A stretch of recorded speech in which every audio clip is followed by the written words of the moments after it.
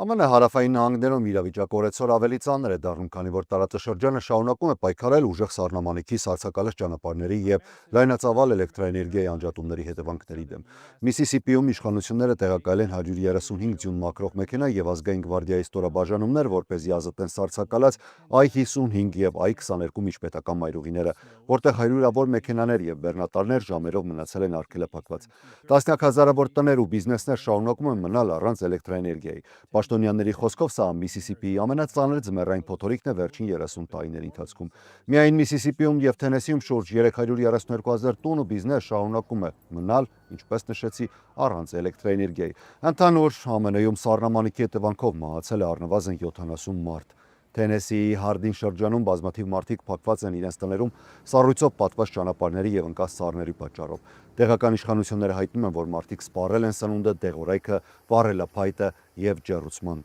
այլ միջոցները։